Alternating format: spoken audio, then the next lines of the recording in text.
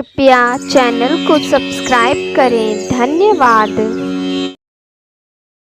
क्या हुआ जब प्रयागराज महाकुंभ के दौरान एक साधु को गंगा नदी में स्नान करने से रोका गया। फिर उस जगह पर जो चमत्कार हुआ उसे देखकर आपके भी रोंगटे खड़े हो जाएंगे। मां गंगा के पवित्र घाट पर आखिर क्या हुआ था, आइए जानते हैं विस्तार से। वर्ष 2001 प्रयागराज। यह 12 वर्षों में होने वाले पूर्ण कुंभ का मेला था, जो हर बार की तरह धर्म, आस्था और अध्यात्म का अद्भुत संगम लेकर आया था। यह कुंभ मेले का तीसरा दिन था और सूर्य धीरे धीरे क्षितिज पर चमक रहा था। चारों ओर गंगा मैया के जयकारे गूंज रहे थे। करोड़ों भक्त गंगा, यमुना और अदृश्य सरस्वती के त्रिवेणी संगम में स्नान करने पहुँचे थे। चारों ओर साधु संतों, तीर्थयात्रियों और श्रद्धालुओं का मेला लगा था और वहीं कई बड़े वीआईपी लोग त्रिवेणी संगम में स्नान कर अपने पापों का प्रायश्चित करने में जुटे थे। इसी भीड़ के बीच एक वृद्ध साधु जिसका नाम शिवानंद था, हाथ में एक कमंडल, माथे पर त्रिपुंड लगाए और अपने कांधे पर एक पुराना चादर लिए गंगा में स्नान करने के लिए धीरे धीरे बढ़ रहे थे। साधु के चेहरे पर गहरी शांति और आंखों में एक अज्ञात तेज था।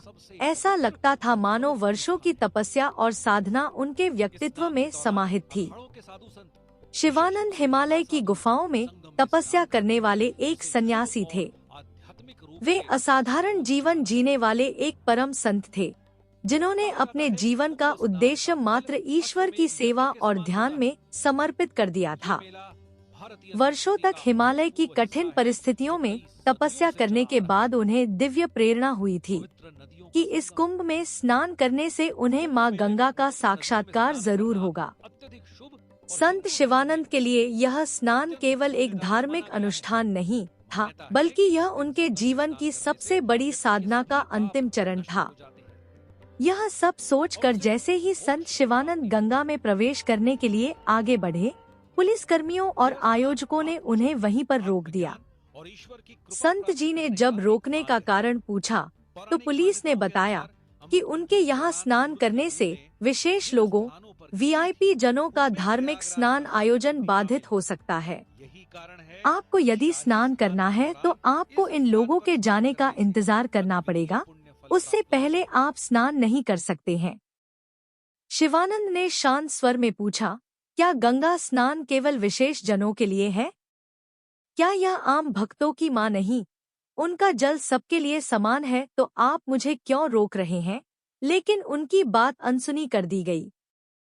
भीड़ के दबाव और नियमों के कारण पुलिस कर्मियों के द्वारा उन्हें संगम से पीछे हटा दिया गया। इस घटना ने शिवानंद के मन को गहराई से व्यथित कर दिया और उनकी आंखों से आंसू बहने लगे।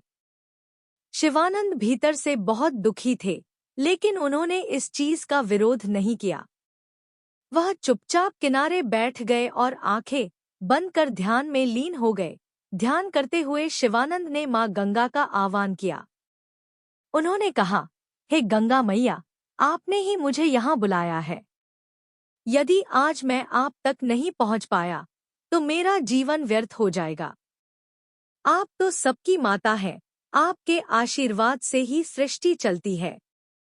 आज मुझ जैसे साधु को आपके पवित्र जल में स्नान का अधिकार नहीं है। यह संसार कैसा अधर्मपूर्ण हो गया है। यदि आप वास्तव में इस सृष्टि की माता हैं, तो कृपया मेरे इस विश्वास का उत्तर दें। उनके भीतर वेदना थी, लेकिन उनका आह्वान प्रेम और समर्पण से भरा था।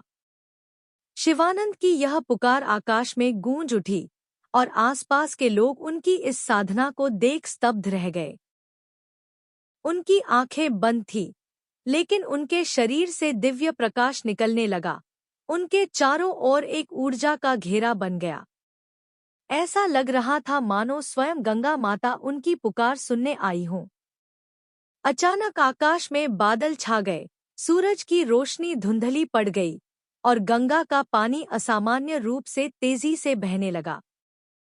संगम के पास मौजूद लोग पानी के तेज प्रवाह को देखकर सहम गए। लेकिन इस उफान के बीच गंगा के मध्य में एक अद्भुत दृश्य प्रकट हुआ। जल के बीच से एक तेजस्वी प्रकाश निकला और उसमें एक दिव्य स्त्री का धुंधला सा स्वरूप प्रकट हुआ। वह स्त्री कोई और नहीं बल्कि स्वयं गंगा माता थी। गंगा माता ने साधु शिवानंद की ओर देखते हुए कहा, वत्स, यह सत्य है कि आजकल धर्म का पथ कठिन हो गया है, लेकिन तुम्हारी तपस्या और भक्ति ने मुझे यहाँ प्रकट होने के लिए बाध्य कर दिया। तुमने मुझे पुकारा है और मैं तुम्हारी तपस्या का उत्तर देने आई हूँ। गंगा माता ने अपनी अंजलि से जल लिया और शिवानंद के ऊपर छिड़क दिया। उन्होंने कहा, तुम्हारा स्नान यहीं संपन्न हो गया है, लेकिन यह केवल तुम्हारे लिए नहीं है। मैं यहाँ उन सभी के लिए आई हूँ जो अपने जीवन में सच्चे समर्पण और भक्ति के साथ धर्म का पालन करते हैं। उसी क्षण शिवानंद के शरीर से दिव्य ज्योति निकलने लगी। वहां पर उपस्थित भीड़ यह सब देख रही थी। किसी ने सोचा नहीं था कि इस कलयुग में भी इस प्रकार का चमत्कार हो सकता है। चमत्कार को देखकर वहां उपस्थित पुलिस कर्मियों ने साधु शिवानंद से क्षमा मांगी। आयोजकों ने भी गलती स्वीकार की। शिवानंद ने मुस्कुराते हुए कहा, गंगा माई केवल पानी का स्रोत नहीं है, वह जीवन दायिनी है, वह माँ है। जो भी व्यक्ति यह समझ जाता है वही माँ गंगा का सच्चा भक्त बन जाता है। उन्होंने आगे कहा, कुंभ केवल स्नान करने का मेला नहीं है, यह आत्मा को निर्मल करने का अवसर है। गंगा मैया केवल विशेष जनों के लिए नहीं बल्कि हर जीव के लिए है। हमें अपने भीतर के अहंकार को त्याग कर सच्चे श्रद्धालु बनना होगा। यदि हम एक दूसरे को इस प्रकार रोकेंगे तो धर्म का अर्थ ही खो देंगे। इसके बाद गंगा का प्रवाह शांत हो गया। साधु शिवानंद ने स्नान किया और उनके स्नान के साथ ही गंगा का पानी पहले से अधिक निर्मल और पवित्र हो गया। संगम के पास मौजूद लोग गंगा माता का जयकारा लगाने लगे। यह घटना कुंभ मेले का केंद्र बन गई और साधु शिवानंद की कहानी चारों ओर फैल गई। लोग उन्हें देखने और उनसे आशीर्वाद लेने आने लगे, लेकिन शिवानंद ने किसी को अपने पास नहीं आने दिया। उन्होंने कहा, मैं कोई चमत्कारी पुरुष नहीं हूँ, यह सब माँ गंगा की कृपा है। हमें केवल उनके प्रति प्रेम और समर्पण रखना चाहिए। साधु शिवानंद उस दिन के बाद कहीं अदृश्य हो गए, लेकिन उनकी कहानी तभी से हर कुंभ मेले में सुनाई जाती है। यह कथा हर श्रद्धालु को सिखाती है कि सच्ची भक्ति वही है जिसमें प्रेम, समर्पण और समानता का भाव हो। मित्रों, कहा जाता है कि इस घटना के बाद कुंभ मेले में गंगा का जल और अधिक पवित्र हो गया। वैज्ञानिकों ने भी पाया कि गंगा के पानी में कुछ विशेष परिवर्तन हुए हैं। तभी से श्रद्धालु इसे गंगा माता का चमत्कार मानने लगे। यह कथा आज भी हमें सिखाती है कि सच्चा धर्म किसी को रोकना नहीं बल्कि सभी को समान रूप से स्वीकार करना है। तो प्रेम से बोलिए, जय मां गंगा, हर हर गंगे।